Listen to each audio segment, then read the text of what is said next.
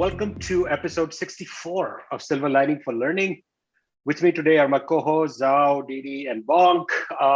It's amazing. We did our first episode back in March 2020, and here we are, June, end of June, a year later, and still going strong. Today is the third and culminating episode of a set of three, which are focused on creativity, play, and self-directed learning. So on June 12th, we had Vlad Glavinow and Edward Clapp on participatory creativity. And basically the idea that creativity occurs as the result of interactions between social, cultural, psychological, and material elements that play out over time. On June 19th, we spoke with Pasi Sahlberg and Alex Harper around the importance of play in children's development and learning, discuss the manner in which play exists along a continuum from structured to unstructured, and what is lost when we deny children the freedom and the time and space to play. And so in the third episode, we have Peter Gray and Bria Bloom extending this conversation.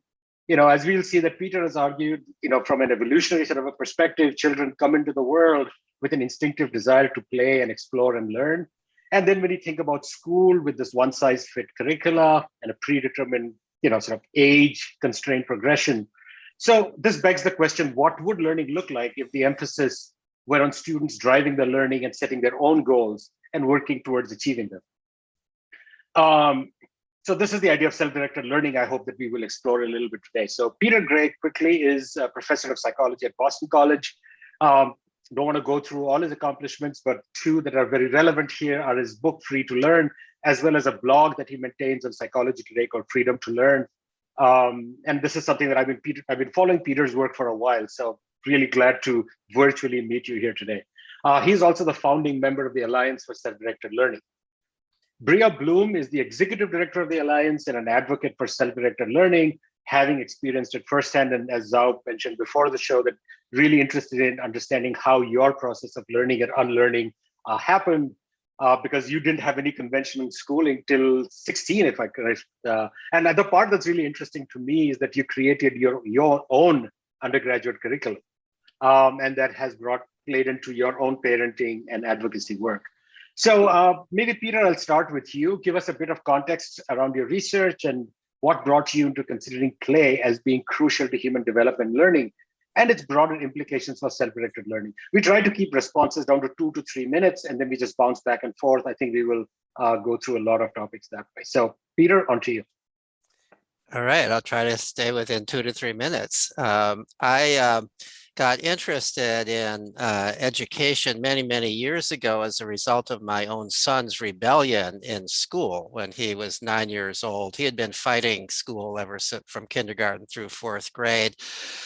His mother and I were getting tired of being called into the principal's office or to be shamed about how bad our son is in school. Finally, as I explained it, I tell the whole story at the beginning of my book, Free to Learn, but ultimately we came to the conclusion that we had to find something different for him. And we looked at various schools, most of which we wouldn't have been able to afford. But then we found the Sudbury Valley School. It turned out I had actually heard of it, but for one reason or another, maybe because it seemed so radical, we didn't particularly consider it. But finally, we went to the Sudbury Valley School, and my son at 9 immediately said, "This is where I'll go," And so both as a person who's been in school my whole life and as a father, was concerned. This was a school that didn't look like a school at all. The children are just playing and exploring and hanging out and doing what you would expect kids would be doing when they're free, right? So on the other hand, my son has a pretty strong mind, and there wasn't a heck of a lot I could do about it. But I did decide, even though this was not my field at that time, I had been doing brain research with laboratory animals. I decided, because nobody else seemed to be interested in doing it, I decided to do a study of the graduates of this school. It had already been around for a while. And so along with a part-time staff member who helped to contact the graduates, there were about 90 graduates at that time, some of whom had never done any K through 12 schooling anyplace else before they left that school.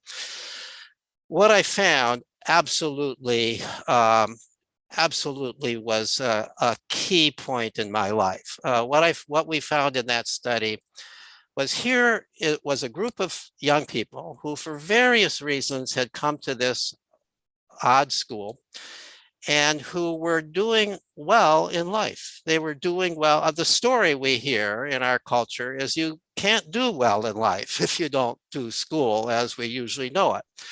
But here was a bunch of people coming from various backgrounds, not mostly what the typical schools would think of as the cream of the crop, although some of them would be in that category. Some of them had come because they were failing in school or had some kind of a diagnosis and the parents didn't want to give them drugs. And so absolutely amazing. People going off to college who had never taken a course before, literally, who had never taken a test until they took the SAT test and somehow they figured out how to do that and did well enough, talked themselves into colleges. And once they were there, doing fine. We have this view in our culture that you've got to learn, you got to pass kindergarten before you can do first grade and so on and so forth all the way through. If you miss, everybody's worried now because people have missed a kind of a year of school with COVID. Well, the point I want to make here is what I found is here are kids who missed the whole damn thing and they weren't particularly behind. They went right on to college. There have been studies since then of what happens to some kids who, for one reason or another, maybe because they leave the school before they would be at graduation age, have to go on to a regular school. For the most part, they just go at whatever grade they would be in by their age. And so that was a fascinating phenomenon. And I found they were in careers that they enjoyed for the most part. They were doing well, they were, by their own account, essentially all of them were very happy that they had gone to this unusual school. They had no regrets about it. So ultimately, this was so interesting to me that I gradually phased out of my work on the brains of rats and mice and began to get interested. Well, so they clearly, by any reasonable definition of education, these people are educated. Well, how did this happen? And even what does it mean to say they're educated? Well, they're educated in the sense they're functioning very well as adults. I guess that would be kind of a definition of being educated. And so they're functioning very well as adults. What does it take for that to happen? And so, as I said, when you go there, they're playing, they're talking, they're doing what kids do. And so how does that lead them to become educated? That became a question. I had a doctoral student who did a study that involved spending many, many days at the school, kind of as a fly on the wall, recording conversations and play that he observed. And I spent some time there. And ultimately, I got fascinated by the ways, you think that people talk about kids just playing. But when you begin to really look at play, what are they really doing when they're playing? And it's just remarkable. So ultimately, this study, I don't want to go on. I've already used up my 3 minutes, so I don't want to continue on. But to simply say that ultimately it led me to get interested because I still have this biological perspective, an evolutionary perspective. The idea that children come into the world biologically designed to educate themselves. It's not just play, it's their curiosity, it's their sociability, it's their willfulness, it's their desire to grow up, it's their desire to do well in the world. I became convinced that we would not have survived as a species were it not for the fact that children come into the world that way. And my observation is that what this particular school, the Sudbury Valley School, does is it provides a setting that allows children to use their natural ways of learning in an optimal way. I'll stop there. Thank you, Peter. That's a great introduction to, I think, ideas that we'll be unpacking for a little bit. And so moving on to you, Bria, tell us a little bit about yourself, because you are one of the sort of an examples of somebody who has both experienced that and now is an advocate for what Peter was talking about. Yeah, and I didn't go to Sudbury Valley, but I was homeschooled and did, I would say, very similar things as to what those kids are doing, just in a different environment and situation. My dad read A.S. Neill's Summerhill when he was young.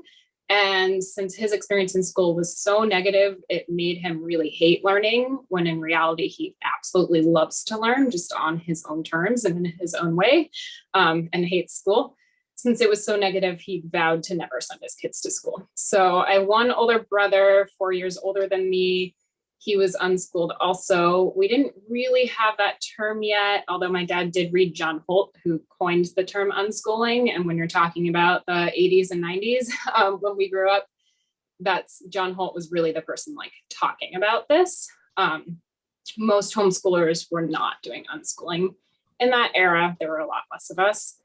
So yeah, I don't know if I self-identified with that term until later, but when you look back on the freedom we had and how we just chose and designed our own days, it really was unschooling. I can get into how I designed my own days, but I think that's a much longer story, so I can also wait on that. I now have a kid, so I'm also a parent of an unschooler and an advocate. And I think just growing up in this and the way my dad respected us and framed this for us has really like designed my life. Like my whole life is really involved in this passion. So I would be a completely different person if I had gone to school for so many reasons. So just a quick point of distinction. I mean, people talk about homeschooling, you talk about unschooling. How do you see those? Are they similar, interchangeable? I mean, I speak completely from ignorance here, so I would love to, Bria, if you could explain if there is any distinction and what that is. Yeah, I mean, homeschooling is a legal distinction, right? So if you're going to pull your kid from school in all 50 states, it's legal, and you have to register them in some way as a homeschooler. So it means you're not in the public school system or in a private school system. So you have to register and comply with state laws. So that's the legal distinction. And then among homeschoolers, it just varies all over the map. There's people basically doing school at home. They get a curriculum. The kid sits down for 4 to 8 hours a day. Usually it's less. Even if you're homeschooling with a curriculum, if you're designing it just for your kid, they're only sitting down for 4 hours a day as opposed to 6 with homework. So even if you're doing very conventional homeschooling, it's a lot less hours than school. So that's one side of the spectrum. And then there's all these things in between. And then I would say unschooling is on the other side, where if your kid wants to do curriculum, they can, but it's their choice. So the parents aren't deciding for the kid what they will do. The kid is deciding for themselves. And a lot of it looks like play, looks like hanging out, looks like going with your parents on errands because you have to. Like, it looks like life, much like how Peter describes Sudbury Valley, except in a family unit as opposed to at this community center. Okay, I have lots of questions, but I know Great. I think Chris wants to follow up from what was said in the beginning, and I think Zhao and then Kurt. So I think we'll cover a lot of ground. So Chris, on to you. Well, there's certainly a part of this that I agree with, and there's a part that is a puzzle for me. So let me talk about both.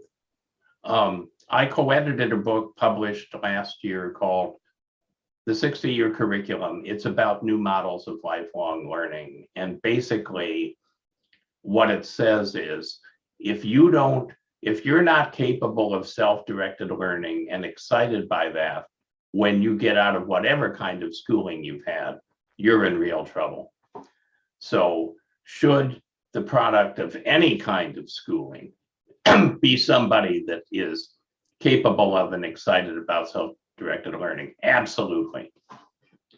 I also agree that when kids are born, unless they got a bad number in the genetic lottery and got handed some handicaps that aren't typical, that they are wired to learn.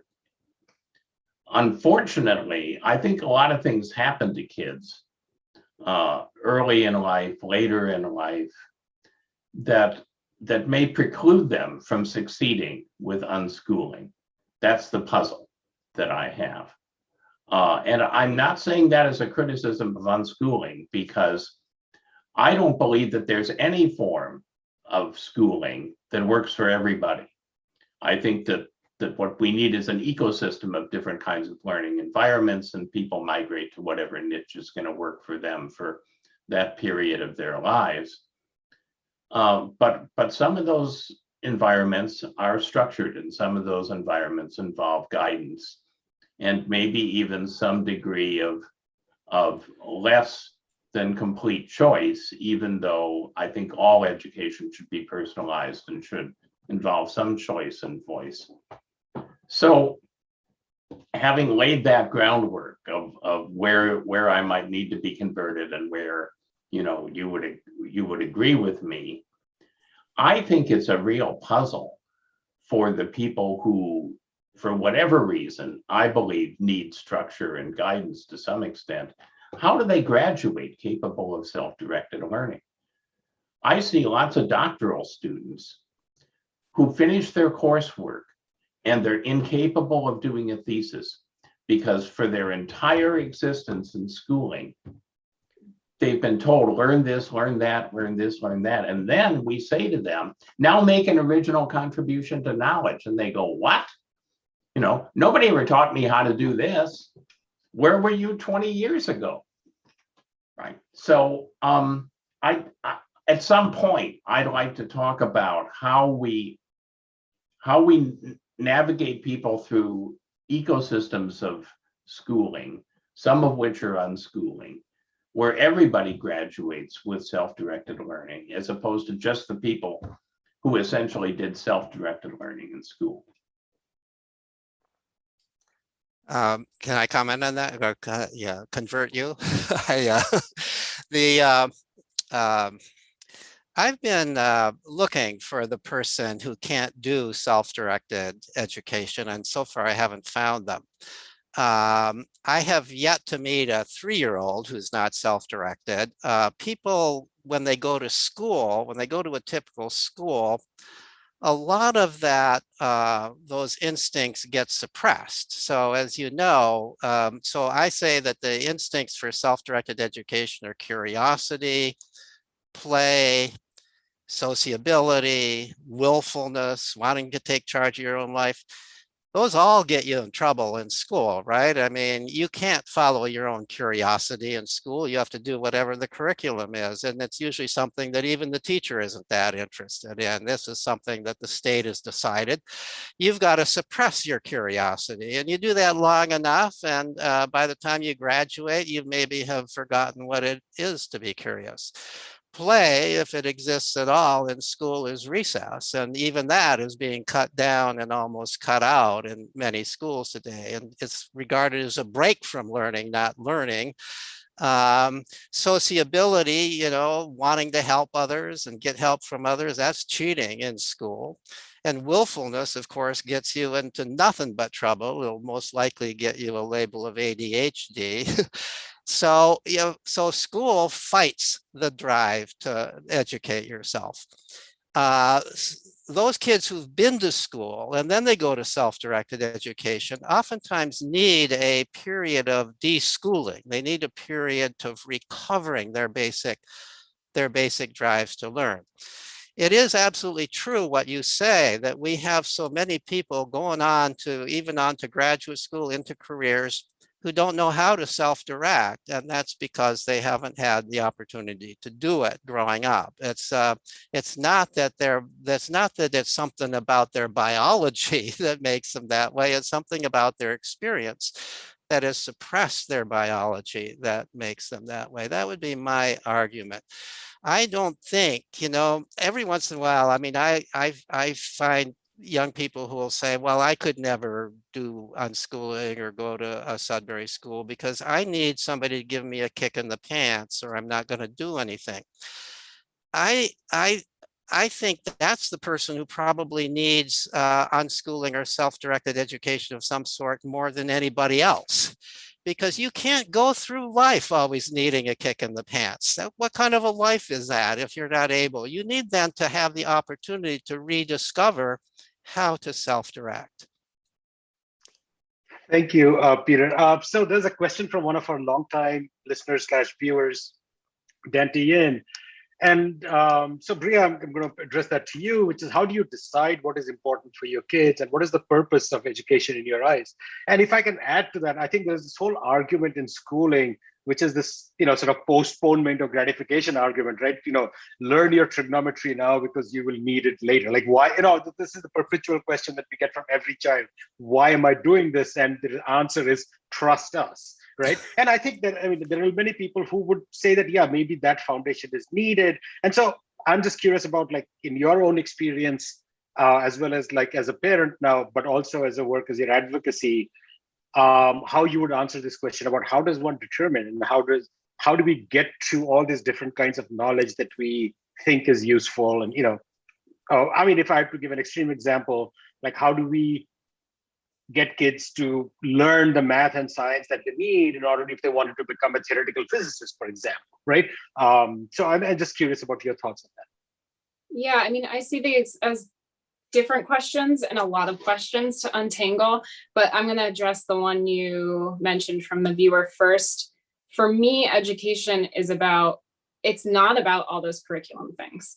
It's about a person growing up and learning to be in relationship and community with others and with themselves, and knowing themselves enough to know what they need, how to take care of themselves, how to ask for what they need, and how to be in community with others.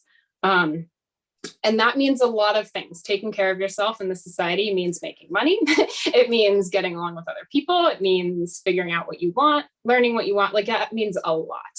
But for me, the purpose of education is not these subjects or this curriculum or getting to be the astrophysicist. If it means I have to force him to do that, if I have to force my kid to do that, he doesn't want it enough. He doesn't. So he'll figure it out when he's ready, or he won't. And that means he wants to do something else. So yeah, for education, for me, it's about life and living life, and how I figure out what I want for my kid.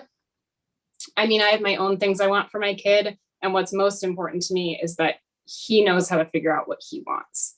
And he knows how to convey that and listen to other people in the world when they're conveying that.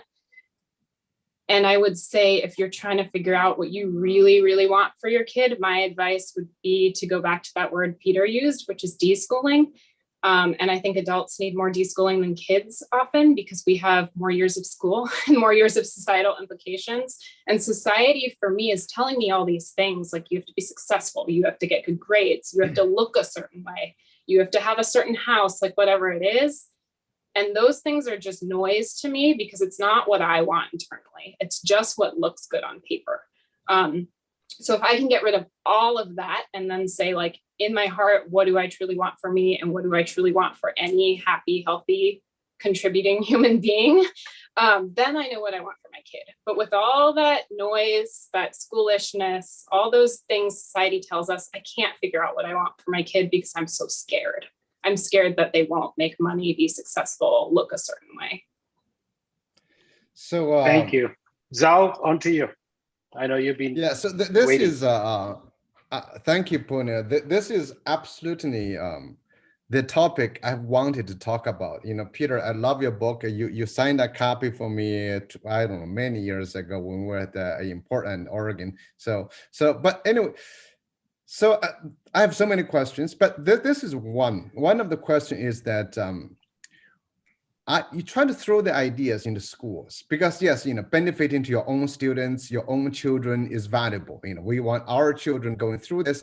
And Bria, I don't know when you mentioned that, I didn't catch this. Your father read A.S. Neal or Summerhill, or did he go to A.S. Neal's Summerhill school? But Summerhill and Sudbury Valley are both, some great examples. So what I have been trying to do, which has been extremely difficult, is to take this self-directed learning into schools. So, schools, as many of you know, maybe as a system cannot be changed. It needs to collapse, and the schools have to be to be get rid of all. But at the same time, we got most of our children are in schools. And as Chris was talking about, because of schooling and because of what Peter said about, schools kind of disincentivize the idea of self-directed learning. Basically, I'm trying to say, make you not self-directed learner, they make you dependent on something. However, we still have a system we have to work with. I just don't know if Bria and Peter, have you guys give any thoughts, or have you interacted with systems?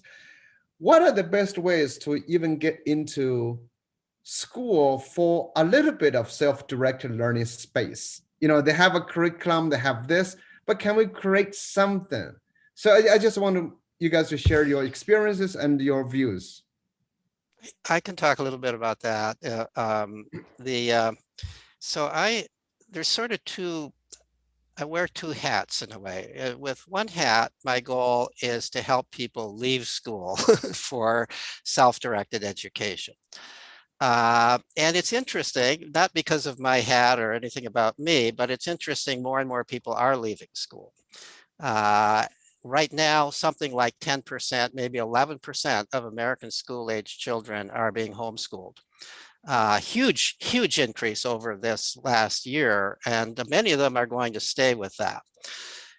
So that's, I think more and more people are leaving. I'm working on the idea that libraries will become our publicly supported educational institutions. Libraries have always been institutions for self-directed education. They're becoming more and more so as they have maker spaces. Some of them have play at the library. So that's one hat. But the other hat tells me, yeah, there's still a lot of kids in school, and kids in school are suffering more than ever.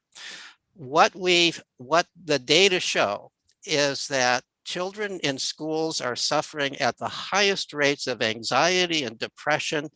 The rate of suicide among school-age children is at record levels because we keep doing more and more high-pressured school.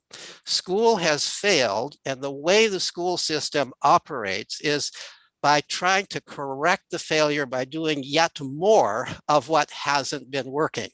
To start it at ever earlier ages. If they don't learn it in first grade, let's teach it in kindergarten. And now, goodness gracious, we're going to start teaching it in preschool. If they don't learn it in X number of hours, let's give them twice as many hours of it. Let's give them more homework. We're literally, and I use this word advisedly, we are literally driving young people crazy with the extent of the homework. We've got to do, I feel a compulsion to do something about that.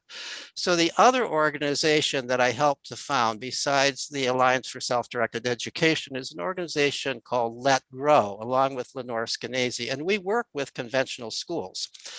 And what we do is to try to bring some self-directed activity into the schools. We try to help the schools ease up. We try to convince them they don't need to give so much homework. We increase recess, but in addition, one of the things that we've done is to bring what the schools call play club into the schools, which is an hour during the day when all the children, kindergarten through 5th grade, this is in elementary schools, are free to play and follow their own interests. So there's at least that bit of it. The effect that has on the school has been quite dramatic because the teachers and the principals are very impressed with what the kids do when they're freely playing. The same kid that looks kind of stupid in the classroom may look brilliant when they're playing with other kids. The same person that they think might be sort of a bully turns out to be really helpful to the younger children. So the parents, the staff at the conventional schools are getting a better impression of the kid. They're developing more respect for the kids. They're beginning to listen to the kids. The classes are loosening up a little bit.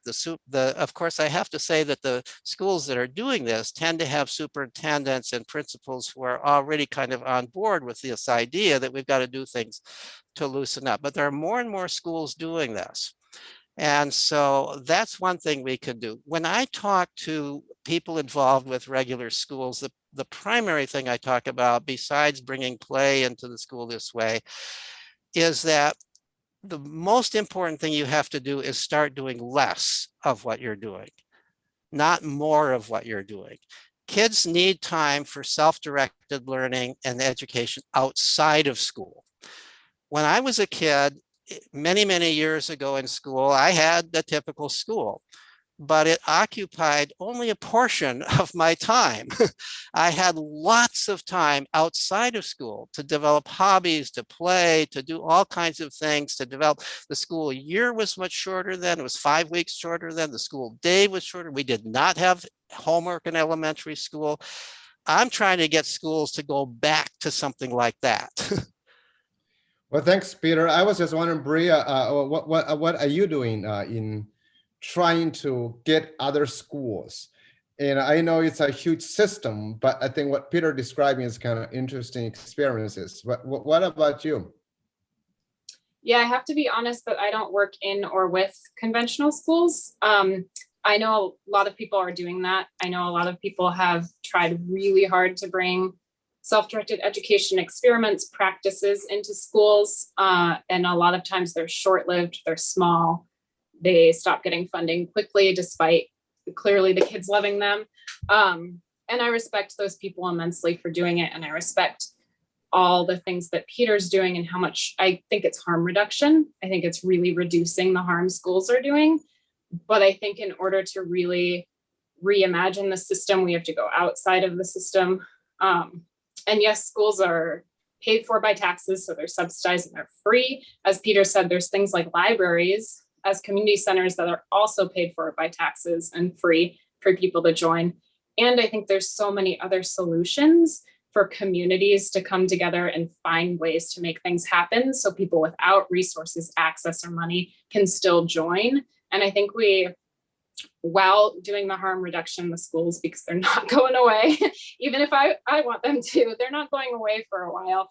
I think we need to think bigger and think of more community-based solutions so that we can have more accessibility. So my assumption, here's a joke. I think, we pay tax. So government public schools run our taxes. We have to make children miserable, because otherwise, how do you feel? What's the return, right? Why do you pay tax? So you got to see other people's kids get tortured. But anyway, Kurt, Apuna, you have another question. So. No, I think Kurt has been waiting for a while. I have so many questions, but they can wait. So Kurt, go ahead. Punya, why don't you go ahead? You had a comment, so why don't you go ahead with that? Yeah, so I actually wanted, Bria, maybe you can speak to this, and Peter, as being one of the founding members of the Alliance for Self-Directed Learning, what does that work involve? Because I think it's sort of relevant to the point that Zhao was raising before. So Bria, maybe start with you. Yeah, it's a long answer, I guess. It's the Alliance for Self-Directed Education, and maybe Peter will want to touch on the differences in the word learning and education in our history, and why education was chosen. But our goal is to make self-directed education accessible and normalized, so that not only are there more ways to do it when you're looking at having less resources, having less money, or being in a place where it's not accessible, there isn't a learning center, there aren't unschoolers. So we're trying to make it more well-known and more accessible, as I said a bunch of times. So that is one aspect. The other aspect is when people choose to unschool or go to Sudbury Valley or ALCs or any of these other models, there's a lot of judgment in society. So our other goal is to normalize and educate about self-directed education, so people feel like they have communities to go to where they're supported, and so that the wider world can learn more about it and stop judging it so much. Because it's one thing to find how to do this, and that's another thing to deal with everyone's fears and implications on you once you do it. Questioning parents, questioning relatives, questioning neighbors, everyone thinks going to school, or a lot of people, is really important. And when you choose to pull your kid out of school, there's a lot of questions and concern and people getting involved in that decision. I can imagine. I think it can be very judgmental as a choice, right? So I'm actually intrigued by the point you made about this distinction between education and learning, because increasingly, being a professor in a college of education and so on, I have drifted more and more into learning, but it looks like you guys did went the other way. So maybe Peter, you can speak to that. Like, Yeah, because I get the implications of I, it. I'm just curious to hear what you guys are thinking. I think, well, I think there's actually 2 or 3 reasons, if I could remember them, why we chose to call it self-directed education. One of them is that the statement that children are capable of self-directed learning is kind of a trivial statement. I mean, amoebas can learn, right? Cockroaches can learn, anybody can learn, anything can learn. Education is something that's kind of uniquely human. It has to do with the acquisition of cultural skills. It has to do with the development of the person in a culture and the passing on from generation to generation of knowledge and skills and information. That's what makes us human beings as distinct from other animals. All animals can learn. But it's only humans that can become educated. And the other thing is we wanted to own the term education. We wanted to take that term and own it. And so we redefine education. To be honest, I define education in different ways with different audiences. When I'm talking to anthropologists, I talk about it as cultural transmission. When I talk to parents, and within the way we decided to define it within the Alliance for Self-Directed Education is something like this, that education is the acquisition of those skills and knowledge that enables you to live a satisfying, meaningful, productive, and moral life. There's quibblings about whether productive should be in there, and some people even quibble about whether moral should be in there. I like to include all of them, to be honest, because I think when we think about what's the value of education, we want people to grow up to be meaningful, contributing members of the society. That's why the public supports, that's why we spend a lot of money on education. We want people, we're concerned that we want people to be moral citizens. We want them to produce. We don't want them to be wards of the state and so on. So that's the way I define education. Now, when I did that study of the graduates of Sudbury Valley, when I've more recently done studies of grown unschoolers, that's how I'm defining their, do they meet this criteria? And I say they're educated. To say that they've learned would be a trivial statement. Of course they've learned, but what have they learned? You can learn bad habits too. We're saying education is the good stuff that you learn. It's the stuff that makes you a good citizen in life and makes you happy and satisfied in life.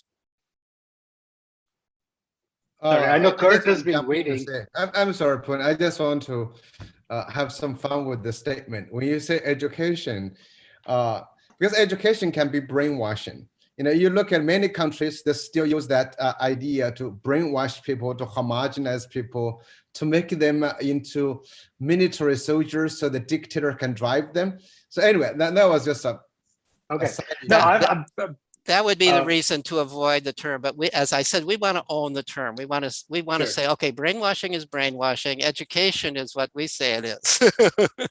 So I know Kurt has been waiting very patiently, but I have to ask this question, Bria. As a parent, don't you feel concerned that your child experience is limited by what you know? So one of the things that schools do is, or should do, is provide an array of adults who have different kinds of expertise, whether it be music or mathematics, right? Or zoology, or I have to think of something with A now, algebra. All right. Do you feel that concern that you are being limited by your personal experiences and what you can provide, the opportunities or the array of ideas in the world that you can provide for your child? Yeah, yes. If you're not putting them in a community, right? Or if they don't have community. So I'll tell a really quick story.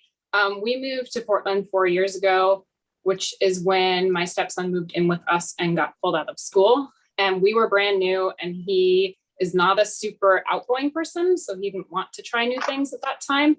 He was also 6. And we were like, we're going to unschool because he's not going back to school. School gave him a lot of trauma. And it wasn't unschooling the way I would define it, or the way I experienced it, or even like It's not what I would ever want for unschooling.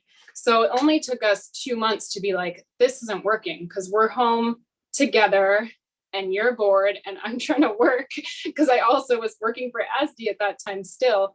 And you don't want to go out and try new things. And like, this just doesn't work for anyone. So what can we try that's different? So then we put him in the Village Free School, which is a lot like Sudbury Valley. In certain ways, it's like a self-directed education school. And that worked great for him. And suddenly there's this community with all these kids with different interests. They're multi-age, so it's kids from 5 to 18. There's lots of different adults with different interests, and he was exposed to all of that. And now we're moving on to this new community, Alder Commons, that has even more of that. Their goal is to be multi-age all the way up to elders, and to have people working in the space, so there's even more exposure. So yeah, if you're in your home feeling isolated without friends or family or different communities to go to, and you have this shy kid who doesn't want to try out different classes and things, like I wanted to try everything as a kid, so it was not a problem for me, but he didn't, then that it doesn't work. It doesn't work for so many reasons. So Okay, yes, thank you. I was just curious as a parent wondering about that. Yeah. Kurt, go ahead. You have been so patient. Kurt, it's on you. Well, when you do get to talk last, you get to accumulate lots of questions. So I'll have a couple of comments and a long question. First of all, we need to connect some dots. There's going to be people who watch this show later who are going to want to know more about self-directed learning and about what we've done in terms of self-directed learning. And they might want to look at show number 2 we had with Sagata Mitra, the School in the Cloud book guy, the self-organized learning environment, SOUL guy.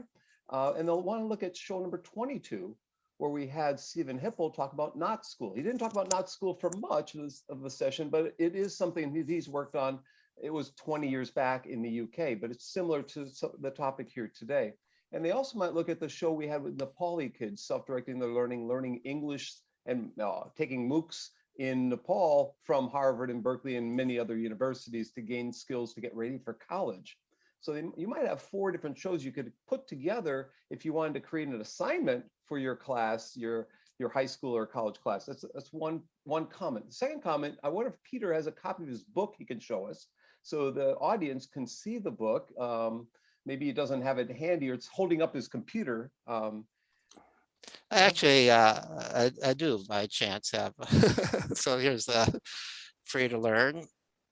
So I went to the website, and Free to Learn website has 479 reviews added, and every one of them is spectacular. I mean, you know, you're reading these. If you're a parent, if you want to become a parent, if you're a parent with a teenager, this book's a must read. I have been reading and researching a lot about play. I've been working with children of all ages more than 10 years. And now that I have my own kids, I have become increasingly preoccupied with exactly what contributes to independence and a sense of self, a sense of control over their destiny. It makes sense now why my 6-year-old cries every day on the way from his K-5 public schools and tells me, I didn't get to play today. Well, anyways, there are other reviews in that, 479 of them. They're all like that. So it sounds like a must-read book. I have not read it. I feel guilty now. I'll go and buy it after the show. Okay. During the past 3 or 4 years, my research focus, one of them anyhow, has been SDL, self-directed learning within massive open online education. I think we've run 5 such studies. And my history is such that I was a sport accountant or a CPA. The way to get into grad school is taking courses on my own through correspondence in night school and TV courses, and I was self-directing. And then when I got to Wisconsin into grad school, I helped create a course on kind of a self-directed learning course for teachers called Teachers Tackle Thinking, Critical Thinking in the Classroom. So I'm wondering, bring us up to today, you already had Vikings on ships in the 10th, 11th, 12th century, dropping off books in different ports and letting people self-direct their learning. You know, the technologies have evolved. I wonder what you see during the pandemic and post-pandemic, Bria and Peter, in terms of access or routes or mechanisms for helping oneself direct their learning. What have you seen that has caught your attention that you didn't realize was happening? And what have you seen that you knew was successful, but people weren't aware of it previously? And now they are. Are there bells and whistles going off within parent groups that you're talking to, within school groups that already existed 5 or 10 years ago, and any new things that you've seen or hope to see in the near future? That's the big question. Either one. I can respond to that, but Bria, if you want to go first, go ahead. I tend to jump in and go first here. I don't want to. We actually, as part of the Let Grow organization I mentioned earlier, we actually did 2 large-scale national surveys of how families were adapting to the pandemic. These were families that had children between the age of 8 and 13. We surveyed 1 month after schools closed. So this was in mid to late April 2020.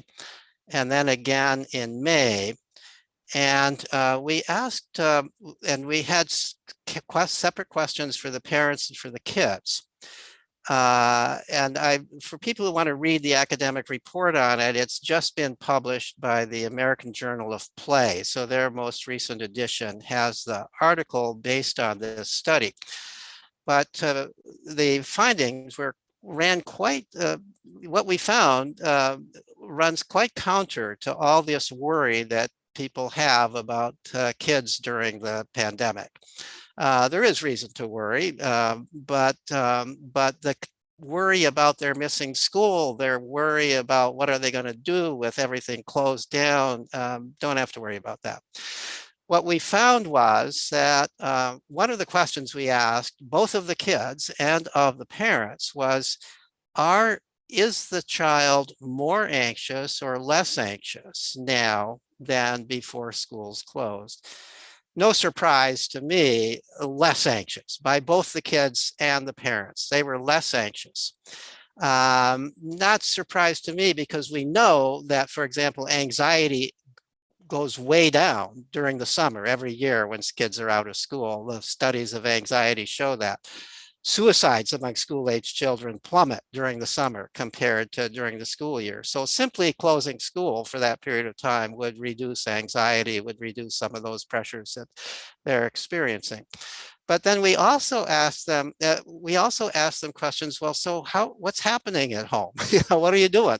Here we went from this situation where kids are so busy, they're constantly busy. If they're not in school and doing schoolwork, they're being carted off to one kind of activity or another. Suddenly, all that's closed down. Suddenly, they've got a lot of free time. I genuinely wondered if they would know how to use that free time.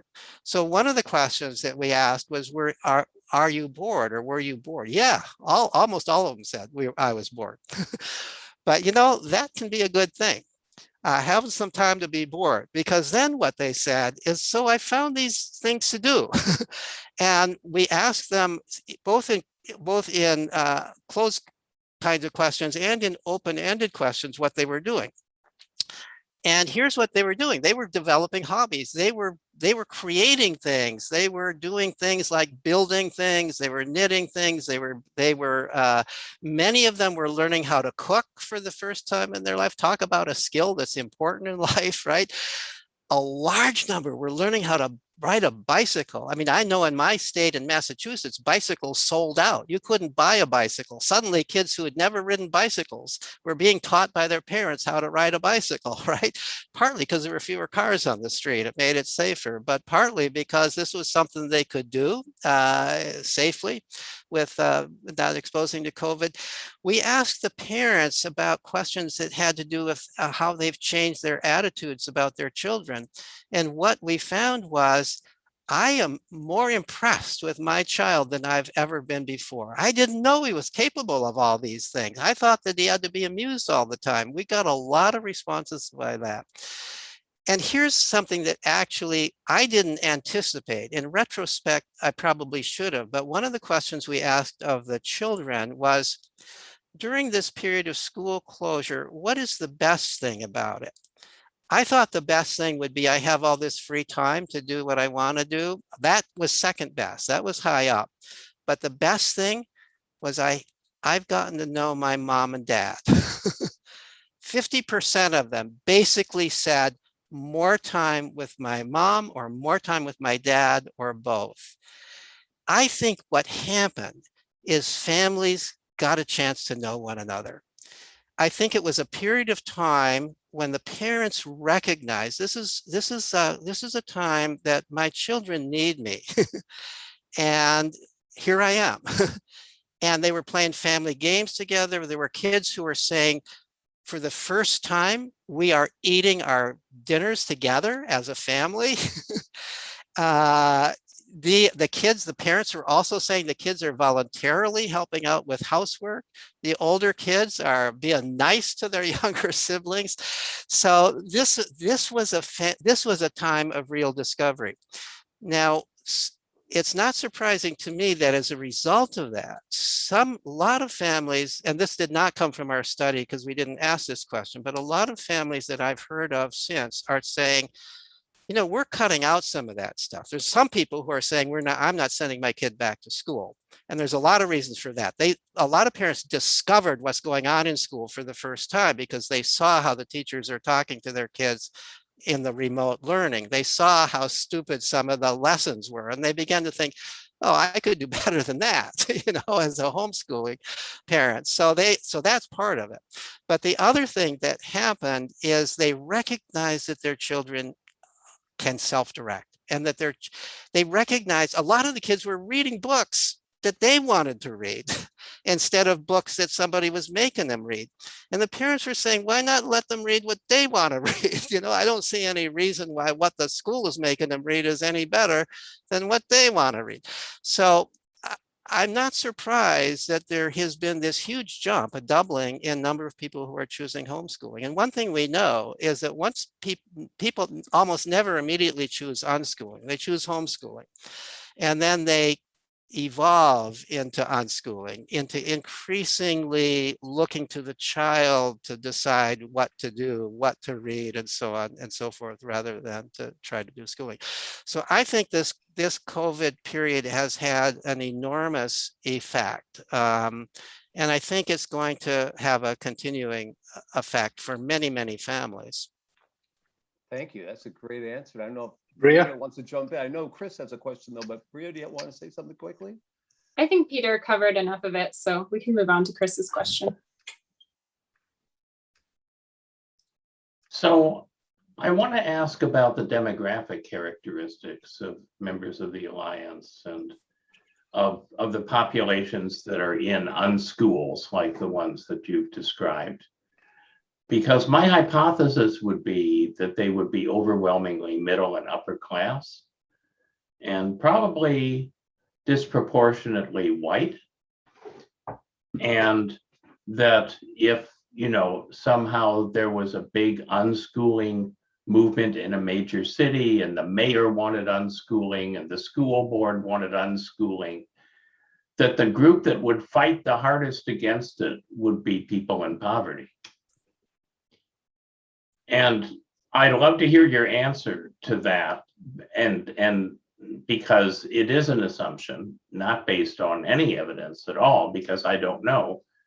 But I'd love to hear your answer to that this is kind of, it's a great thing if you're middle class and up and part of majority culture, and otherwise it's just like pie in the sky. I'm going to turn this over to Bria in just a minute, but I do happen to have, I've been interested in that question. I was able to find 2 studies that asked for the income of people who were unschooling. And in both of those studies, the median income was less than the average income for the nation. One of them was in Canada, it was less than the average Canadian income. One was in the United States, less than the average. It is not wealthy people who choose this. It is not. Wealthy people send their kids to prep school. Or they go to some fancy public school. They want to get, you know, they're the ones most motivated to get high test scores in school and achievement oriented. It's much more often people who are of lower income, not always, but much more often. And I think Bria can probably talk about more than I can about the increased movement, the increased Black unschooling movement. Yeah, and I want to acknowledge the very real barriers financially and from having like a parent at home if you have really young kids, or even an older kid at home to take care of the young kids, or being able to even access STE school. Those are very real barriers. And I imagine if the mayor said we want to do unschooling, the mayor would say, I'll give you $20K a kid for what we pay our giant school, that like per kid, or however much it is, between 10 and 20K a kid. I'll hand it to you a year and you can use that to unschool your kid. I would hope that's part of it, because we're not throwing people out with all this tax money and leaving it unused if we're just saying like, good luck. As for BIPOC communities, Black, Indigenous, people of color communities, I think one of our greatest downfalls in the unschooling movement is that we have been really focused on only seeing white people in it. White people are the ones who are giving talks like this right now. Me and Peter are white. White people are the ones that we focus on, and it's seen as a very white movement because that's the demographic we see. There are a lot of BIPOC folks doing primarily unschooling. I think the schools are a little bit more white because it's really hard to make those safe and diverse spaces for BIPOC people. So that's a struggle that the movement is dealing with for sure. But a lot of Black and Brown unschoolers, and especially now, I've heard a lot of Black and Brown folks saying that they did experience, as Peter said, the teachers teaching really racist curriculum. Like, I'm gonna be honest, like teaching really racist history or saying horrible things to their kids. And a lot of them are like, we're not going back. We're not putting our kids in this. So I don't think it's just a white movement. I think we do run the risk of making it seem like it's a white movement. And we do run the risk of leaving people in poverty behind if we don't really consider how to make this accessible for all folks. Go for it, Zal. I'm sorry, I have very kind of quick comments and reaction to that, because I think, as you know, in the beginning, we started by talking about the distinction between homeschooling and unschooling. And I think that population is extremely difficult to really isolate, because a lot of people do homeschooling because school is not safe, for religious reasons, also for racist reasons, because they don't want, one thing is to stay away from another race, another from another race, I think, but unschoolers or self-directed education is more driven by educational philosophy. So that's quite different from others. And I was thinking of Peter talking about, they may be low income, but they will not be less educated. So there's people, so they because they understand the value, like, well, I think, like Bria's father read in A.S. Neal. That's not a popular book everybody reads, right? So think about that. So I think that's something. But one of this is coming from an Asian kind of perspective. The Asians are extremely, Punya, you're Asian too, but we actually somehow have been sold the idea that schooling is the only way for social mobility. I remember 2 years ago in the suburb of New York, there was a big fight because in the community, there came a new superintendent who decided to get rid of some of the selective classes. Most in the Chinese, Indians were in that, and those were being prepared for sending to Harvard and Yale. And he was also trying to reduce homework. And the Indians and Chinese went to the board, said, we don't care about if our kids go to mental hospital. I mean, that school raises a lot of kids. We don't care. We want kids to go to Harvard, go to meet Chris. So they want to send kids. It's a very interesting just phenomena. I just want to observe. It's a culturally accepted social mobility tool at any cost. I don't know if you guys have any comments before we have any other things. I just want to add one thing, which is like, I did this once where I walked from where my parents lived in this small city called Bhubaneswar in India with my digital camera, just taking pictures of anything connected to education and learning. And I must have walked like 1.5 miles, that's it.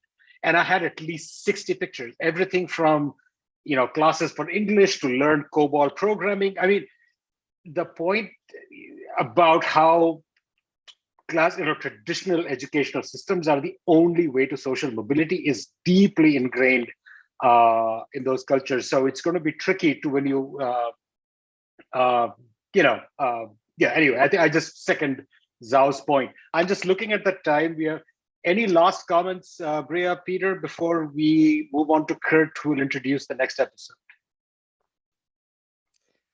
Well, just to say that this has been delightful to be here with you all, and I'm so impressed with the questions that were asked. I think that I really honestly believe that self-directed education is the wave of the future. I think we're going in that direction.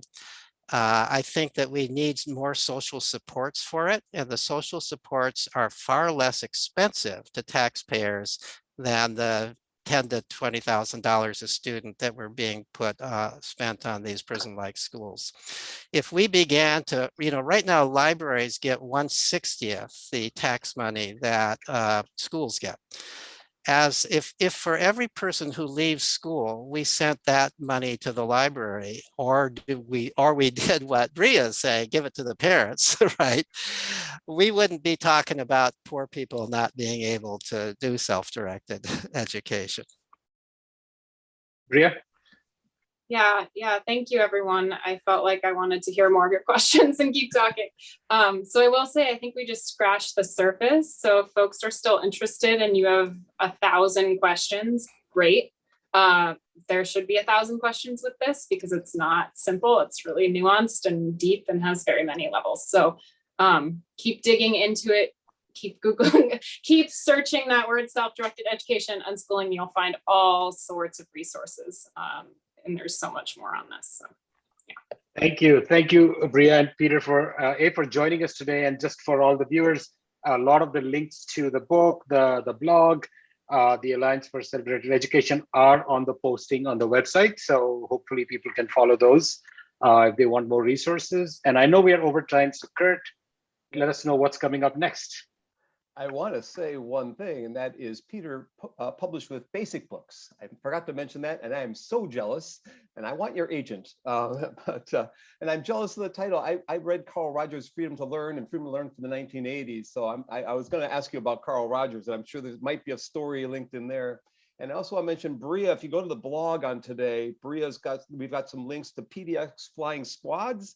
And deschooling is a thing. So if you're in the Portland area, you can get involved. But if you're in another community and want to create something like what she's created, take a look at that or talk to Bria. You might be able to create a similar entity like her flying squads. And I want to send a big thank you to Peter, to Bria, and to Punya for bringing you in. These are cards I just bought in downtown Portland, and I want to send one to each of you. For our next show, we have Michael Sharples. Mike Sharples is a leader in educational technology space since the 1970s, in fact. And he's going to talk to us about social learning on a massive scale because he was involved in FutureLearn in the UK from the OpenU, creating social constructivistic activities within MOOCs. But he's not just going to talk about that. He's going to talk about his annual Innovative Pedagogies report that the OpenU in the UK puts out, and his citizen inquiry or citizen science projects that he's working with the BBC now. And if you have a chance to go to the blog post, we'll put it up shortly. His evolution from computational creativity in the 70s, computers and writing in the 80s, artificial intelligence and education in the 90s, mobile learning in the 2000s, and innovative pedagogy now. It's going to be a fascinating conversation. It will be earlier than today. I believe it's 11:30 next Saturday. Punya is going to post it right after this show. I hope you come back and enjoy it. And I hope to talk to Bria and Peter after the show. Thank you all.